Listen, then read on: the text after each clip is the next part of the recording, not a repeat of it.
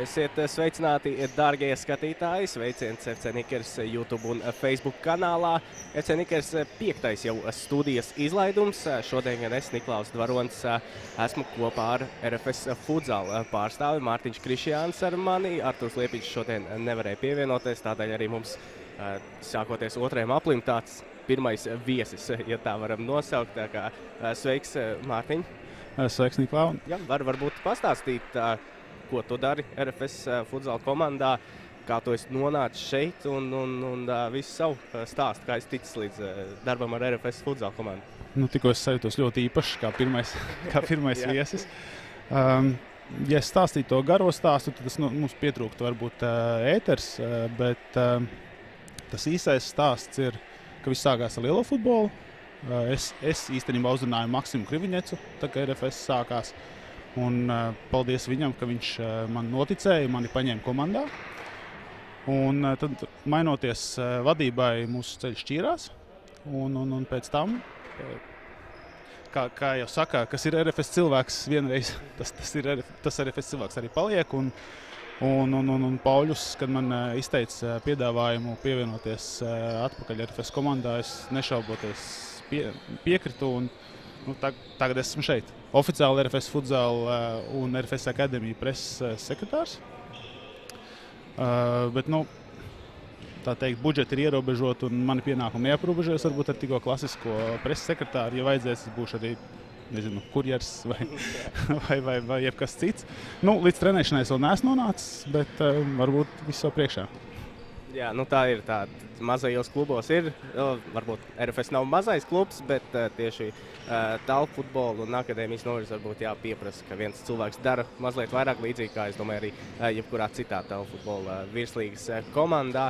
Kad nāci strādāt, kad tev pasauc apakaļ, tieši runa bija par telpu futbolu, vai tas bija vienkārši aicinājums un tad skatīties, ko darīt? Nē, atpakaļ nākot tieši bija konkrēti RFS futzāla un akadēmija. Tas bija, bet jebkurā gadījumā, kad ir Eirokausa spēles, tas arī palīdz lielajai komandai un netiek šķirots.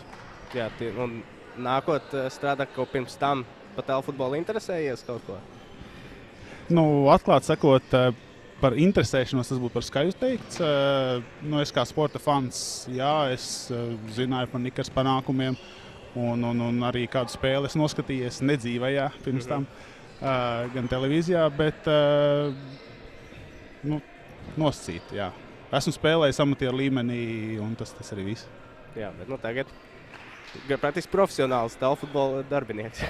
Bez mazā, jā, un jau ir izšķiršanās starp telefutbola spēli un lielo futbolu, tad es nāku uz telefutbolu. Fantastiski, to gadu prieks dzirdēt. Es ceru, ka tā arī tas turpinās. Šogad gada sezonas sākumā norisinājās futzāla talks, telpu futbola diskusijas tādas, un tur arī tieši runa bija par to, kā cilvēks iesaistīt telpu futbolā un parādīt, ka tas ir kaut kas cits, kaut kas arī vairāk, ka nav tikai uz to lielo futbolu jāskatās, ka telpu futbols ir arī labs telpu futbola novirziens. Bet labi, tas mazliet ievadam. Kā jau teicu, sācies otrais aplis telpu futbola virslīgā. Vismaz šīm abām komandām, pāris komandas vēl nav tā oficiāli iesākušas otro apli, nospēlējuši tikai 6 no 8 spēlēm, un liekas, FK Nīca ir viena no tām. Bet jā, tātad FC Nikers un RFS futzāla jau vienreiz tikās pašā sezonas sākumā. Varam arī uzlikt un paskatīties vārtu gūmus no šīs pirmās tikšanās reizes. Tur tā praktiski bez variantiem FC Nikers piekāpās. Nebija lielu izredzu, 3 vārdus gan guvām, atgādināšu noslēdzās spēle 12-3, RFS futzāla spēja izcīnīt uzvaru, bet tagad jau pirmā apļa beigās, manuprāt, kuldīcinieki ir diezgan pamatīgi ieskrējušies. Šodien spēle varētu būt ļoti interesanta. Kā tu varbūt vērtēsi savas komandas pirmo apli un varbūt salīdzināt to spēli, kā izskatījās 2 mēnešus apakaļ RFS futzāla un salīdzinot ar to, kā tagad izskatās jūsu komandas? Es laikam šeit vairāk vērtēšu kā līdzjutējs, varbūt nevis kā komandas pārstāvis. Es teiktu, ka ir varbūt šādas pozitīvās iezīmes. Salīdzinot, ja mēs skatāmies uz iepriekšējos sezonas noslēgumu varbūt un šīs sezonas sākumu, bet vēl ir tāls ceļš ejams. Un tā atklāti sakot, varbūt pirmā spēle, jeb superkauss, bija vienīgā spēle, kad mēs nospēlējām labākajā sastāvā. Un kopš tās spēles vienmēr ir bijusi kādi iztrūkumi, vienmēr ir kāds vai nu saslims vai satraumējies. Un tā kā es pieļauju, ka mūsu tas pīķis vēl ir tikai priekšā. To ir prieks dzirdēt. Noteikti gaidām arī RFS futzāla atbildi. Rīga futzāla kluba kādā no šīs sezonas spēlēm jau nākamnedēļ. Nākamais Rīgas derbijs tieši virslīgas ietvaros. Pašlaik gan Rīga futzāla kluba aizvada spēles Čempionu līgas elites kārtā Zemgales Olimpiskajā centrā. Tā kā tie, kas ir vērīgākie un seko līdzi, jau zina, ka Rīga FC ir izcīnījuši 2 uzvaras. Rītdien spēle pret Barsu, pret diezgan leģendāru tālu futbola klubu, 4-kārtēji Eiropas čempioni viņi ir. Un parādījušās ir vēl 80 biļetes tirgošanā uz spēli, kur likās, ka ir izpārdota. Tā kā varat skriet, ķert, vajadzētu būt, ka vēl biļetes ir iespējams iegādāties. Bet gribēju vēl tev, Mārtiņ, paprasīt kopumā. Tagad, kā jau sanāk 2. gads tev kopā ar RFS futzālu, vai skaties arī ārpus RFS futzāla komandas, kas notiek vispār tālu futbola aprindās šeit pat virslīgā vai visur citur Latvijā? Nu, patiesību sakot, vēl es tā īsti līdz galam neesmu aptvēris šo RFS futzālu to apjomu, kur vēl, un man vēl ir kur augt arī tur. Bet, nu, kā es jau minēju par to, ka es sāku apmeklēt arī citas futzāla spēles, un jā, sāku skatīties arī vairāk virslīgu, nu, protams, Čempionu līgu. Mēs arī skatāmies, lai kāda mums Rīga futzāla kluba būtu konkurenti. Viņi tāpat ir Latvijas komanda un starptautiskā līmenī mēs esam par viņiem un viņus atbalstam. Tā kā sekoju līdzi iespēju robežās. Es teiktu Čempionu līgai un virslīgai. Jā, Rīgai patiešām ir iespēja paveikt kaut ko vēsturē paliekoši. Tāda neliela solīša attālumā no Final Four. Es šeit esmu pierakstījis pāris spēles pašlaik pirmajā aplī, ko varbūt gribētos izcelt. Varbūt tu vari pielikt kādu no savējām klāt vai kaut ko oponēt, bet pašlaik laikam man 4 spēles tādas pierakstītas. Salaspils ar Madonu, kur nospēlēja 2-2, kas bija tāds diezgan liels apjukuma moments, manuprāt. Nu, skatoties spēli, īstījās, ka lec ārā tās Salaspilnieki, laikam varbūt sliktākās lietas, kas šo sezonu varbūt varētu tikt patraucēt pēc tam tajā bronzas sērijā. Nu, bronzas sērijas vēl nekas nav beidzies. Protams, jā, tas skaidrs. Vēl līdz bronzas sērijai ir jātiek, bet skaidrs, ka viņu ambīcijas noteikti nav zemākas kā pagājušajā gadu. Un tas vēl jau vairāk pārsteidz šis ne tikai rezultāts, arī pats spēle. Ja? Un tad bija tas jautājums, vai tā ir pašpārliecinātība, vai koncentrēšanās trūkums, vai nedisciplinētība, un kur tad tā problēma. Jo spēlētāju ziņā viņi pastiprinājušies, arī vairāk bijuši RFS futzāla spēlētāji pievienojušies, un tā mana pirmā doma bija, ka šis būs nopietns spēks arī un pretinieks arī mums. Bet, kā redziet, ir labās dienas un sliktās dienas. Jā, es arī patiešām redzot sākumā to sastāvu. Ļoti gaidīju arī jūsu spēli ar TFK Salaspils. Tur bija tāda pārliecinošāka uzvara, nepateikšu precīzi, kāds bija. 4-2 rezultāts ziņā nebija pārliecinoši, bet tā spēle bija diezgan droša un tāds teiksim, baigie satraukumā, kā līdzekļiem nebija. Jā. Pirmais Rīgas derbijs es esmu ieskicējis. Tur daudz komentārus varam nesniegt. Tas vienmēr ir īpaši, lai vai kurai komandai vairāk veiktos, kāds būtu rezultāts, tomēr vērot tik kvalitatīvu, tik labu tālu futbolu tepat Latvijā. Protams, vienmēr mums ir prieks. Rīga Futbola Parks Academy. Tikko pirms sākām šo studiju iznāca tātad disciplinārās komitejas lēmums. Futbola Parks Academy, FK Raba, slīpsīt ar FPA, piešķirts ir 200 eiro sots par visiem notikumiem, kas izcinājās iepriekšējās kārtas spēlē.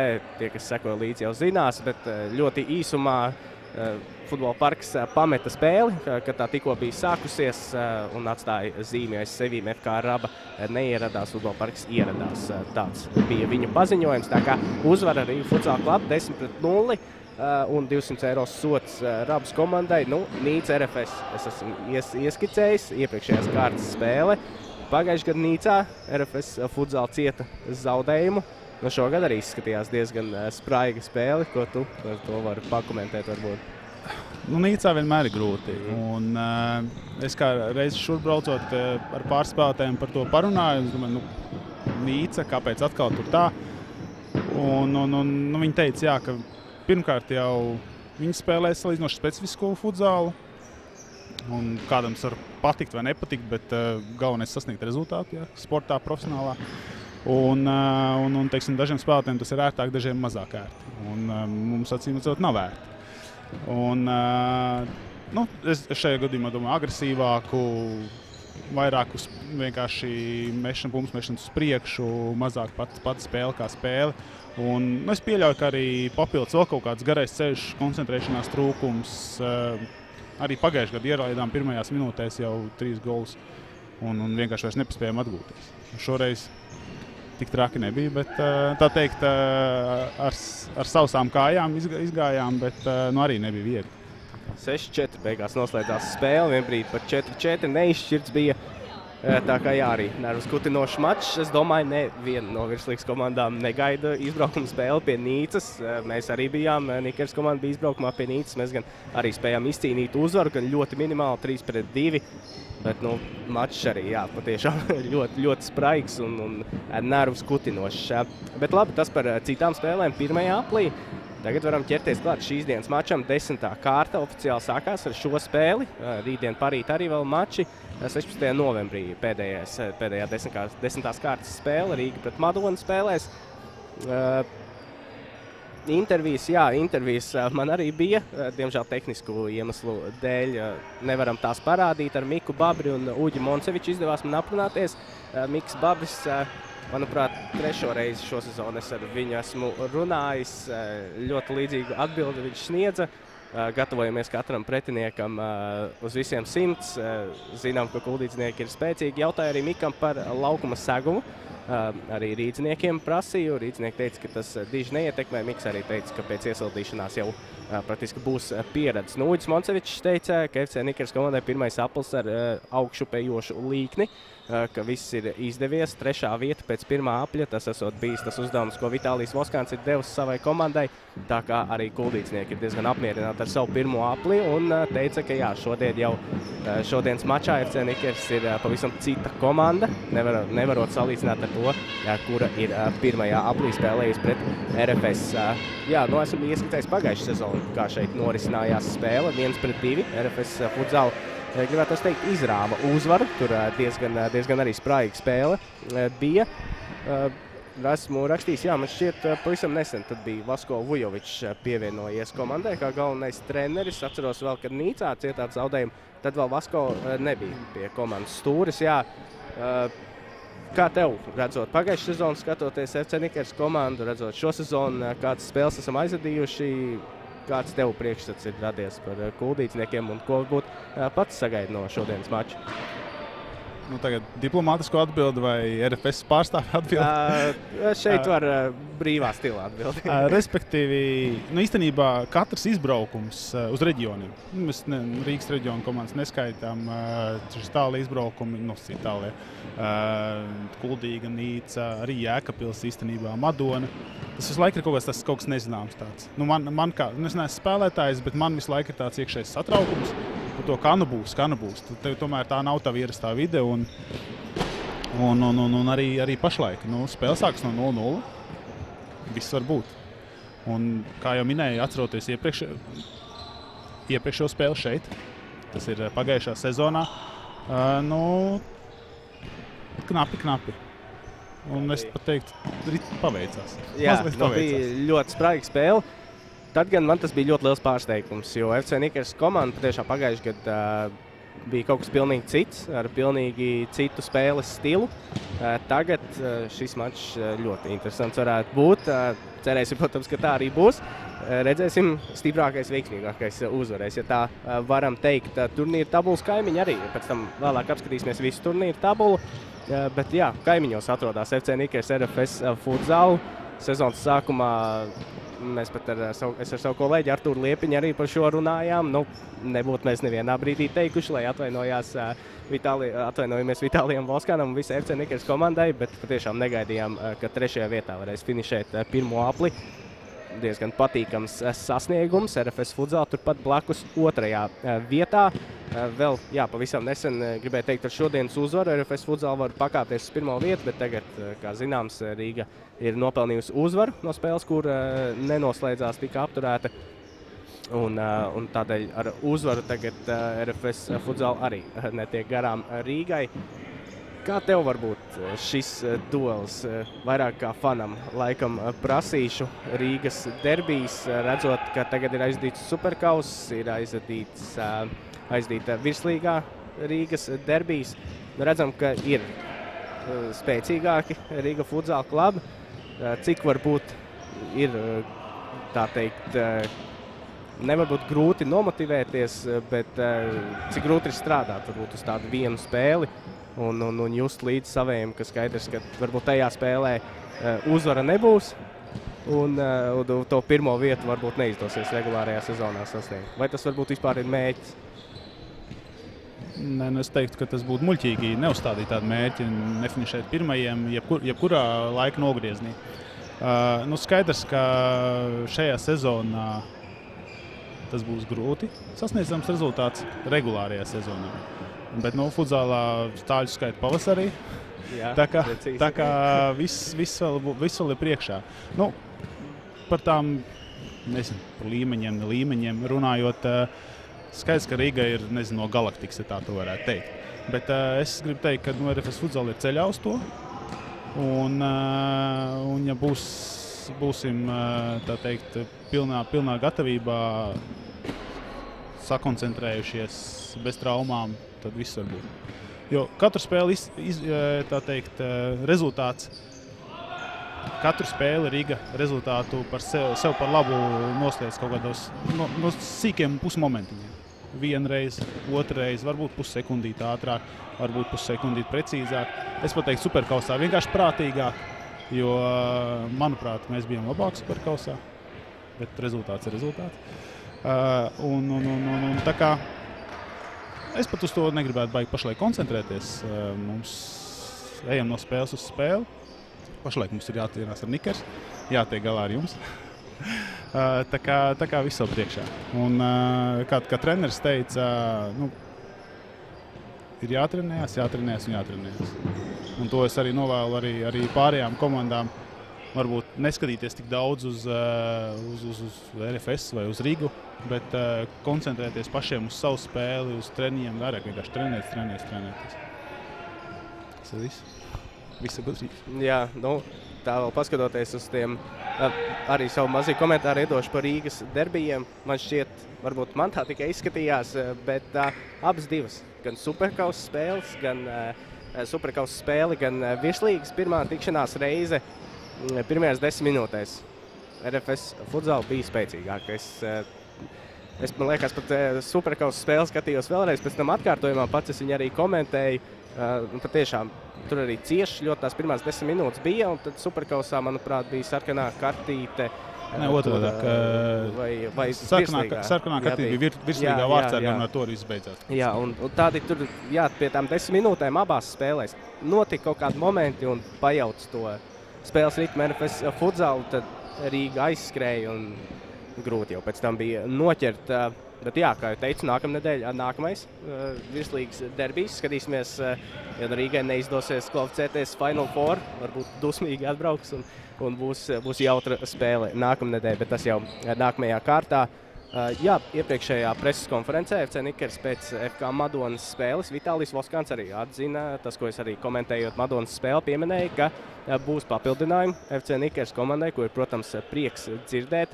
Tagad pašlaik vairāk spēlētāji Nikers komandai satraumējušies, arī Edvards Ošis vēl joprojām tagad viņš ir pieteikumā, bet redzējām pagājušajā spēlē tikai pašās beigās izgāja laukumā, redzēsim, vai šodien arī viņu redzēsim uz parketa, bet uz rezervista soliņa viņš būs. Varbūt tu vari pakomentēt, kā RFS Futsal preses sekretārs tāda nopietna atbild, vai ir gaidām arī RFS kādi vēl sastāv papildinājumi. Rīga FC ir 6 leģionāri, jums pašlaik 2. Skatos, gan tikai Dudu ir uz spēli, gan pats Enrika Vārtsraks nav, bet varbūt ir vēl kaut kas gaidāms, lai liktu to pretspēku rīdziniekiem. Jā, Enrika joprojām ir savainots un cenšas atklāt no savainojuma. Treneris man pirms pāris dienām, es viņam tieši to jautājumu, vai ir plānots kādas izmaiņas. Es viņam palīdzu sagatavot dažus materiālus priekš treniņiem. Viņš teica, izmaiņas būs lielas. Kādas? Vēl nezinu, bet jūtu, ka būs. Es gan domāju, ka mēs diez vai koncentrēsimies uz leģionāru baigo piesaisti, jo vismaz sezonas sākumā šis mūsu uzstādījums ir attīstīt mūsu spēlētājs. Iespēja robežās, un tāpēc tiek meklēti mūsu jaunie spēlētāji un cenšamies izspiest maksimālu rezultātu. Un kāds futzāla pazinējs varbūt jau arī laukumā var redzēt kādu no mūsu papildinājumiem. Jā, es arī skatījos, sastāvā, ka ir man viens tā varbūt īsti nezināms nevis nezināms, bet kurš nav parādījies RFS futzāla. Pirms tam Sergejs Motīs, viens no tiem sastāvā. Es domāju, par sastāvu šīs dienas tūlīt varēsim arī pieskarties. Gribēju pajautāt, Enrike satraumējies, varbūt pats kā vērtē Dudu iesaistīšanos komandā, pašlaik rezultatīvākais virslīgas spēlētājs, liekas katrā spēlē pilnīgi neapturams. Kā tu no malas redzi, kā viņš tur ar komandu ir sadzīvojies? Patiesību sakot, es ceru, ka viņš neklausīsies šo interviju, ne interviju, bet sarunu, respektīvi pašā sākumā es ļoti skeptiski skatījos uz viņu. Kā spēlētāji, varbūt virslīgas līmenim atbilstoši, bet ka viņš spēs, iedot to kaut kādu izteikti pievienotu vērtību. Kā redzam, viņam ir šis killer instinkts, kas pietrūkst mūsu spēlētājiem, un tā visa rezultātā arī ir šī labā vārta attiecība, jo bez viņa diez vai tas tā būtu. Pagājušajā gadā es atceros, mēs vinnējām bieži +2, +3 un iestām savus 2-3 vārdus un nomierinājās spēlētāji vai mocījāmies ar to pašu vārdu gūšanu. Pašlaik mums ir spēlētājs, kurš ne no kā vienkārši stiekšana. Jā, to ir, manuprāt, jau 2 spēlēs ir bijuši 5 vārti gūmi, tā kā. Jā, kārtīgs labs bombardieris. Skatos, mums vēl 6 minūtes līdz komandas dodās iekšā uz ģērbtuvēm. Domāju, par spēli esam apspriedušies. Solās būtu interesants mačs. Prieks arī dzirdēt par RFS futzāla sezonu. Paldies tev, Mārtiņ, par šo komentāru. Varam ātri apskatīties turnīra tabulu, kāda pašlaik izskatās. Šajā turnīra tabulā redzam, Riga Futzāla kluba vēl ir viens neizšķirts. Neizšķirts gan tiks nomainīts pret uzvaru. Tā kā viņiem šis atrāviens no RFS futzāla paliks mazliet lielāks. Turpina perfekti savu sezonu Riga FC. RFS futzāla viens zaudējums piedzīvots tieši pret Riga Futzāla kluba komandu. Un tad uzreiz seko arī FC Nikers 4 uzvaras pirmajā aplī. Diezgan patīkams sasniegums. Arī bombardieru tops, tur Dudu 24 vārti vienā sezonā. Prieks arī, ka šeit esam kaimiņos, gan bombardieru topā arī Dudu kā pirmais. Jansons un Krūmiņš 11 vārtu gumi, FC Nikers komandas pārstāvi, un tad Tarakānovs un Miks Babris seko ar 10 vārtu guvumiem. Domāju, arī šo studijas izlaidumu varam noslēgt. Mārtiņ, liels tev paldies par pievienošanos. Paldies par uzaicinājumu. Kolēģi aizvietošanu. Cerams, ka tev patika. Varbūt ir vēl kāds komentārs, ko gribi pateikt, izziņot visai FC Nikers saimē, visam tālu futbolam. Tālu futbolam es nezinu. Īstenībā mums bija sarakstiņā arī par šiem spēlētājiem, Nikers spēlētājiem, RFS spēlētājiem. Un es tā pie sevis nodomāju, no kā es visu laiku baidos visvairāk, kā līdzvitējs. Es no Uģa baidos. No Uģa? Monceviča Uģa? Jā. Es nezinu, man liekas, viņam tas spēks, un viņš arī var ne no kā vienkārši viens uz vienu kaut pastumu malā un iesist vārdus. Tā kā, viņš pašlaik gan nav starp pašiem rezultīvākajiem, man liekas, 3. rezultīvākais bija komandā. Bet, ar viņu, kad viņš saņem bumbu, man ir bažas. To ir patiešām ļoti interesanti dzirdēt. Es tev varu atklāt, Uģis Moncevičs lielo futbolu, kad spēlē, viņš bija centra aizsargs. Tā kā, viņam tā uzbūve tieši arī atbilst tādu tipu spēlētājiem. Uģis, teikšu godīgi, es ar Uģi tieši esmu viena vecumā, viens paudzes spēlētāji. Uģis ļoti nepatīk viņam tālu futbols. Tad gan, kad mēs to spēlējam, tas bija futbols telpās, to tā varam nosaukt, bet nepatīk viņam, bet prieks redzēt, kā viņš Nikers komandā jau 2. gadu arī ļoti labi ir iedzīvojies. Labi, paldies visiem skatītājiem, kur pieslēdzās studijai. Ar mani jau tūlīt pat turpinām skatīties FC Nikers spēli pret RFS futzālu, un Mārtiņ, liels tev paldies. Vēlreiz paldies. Vislabāk.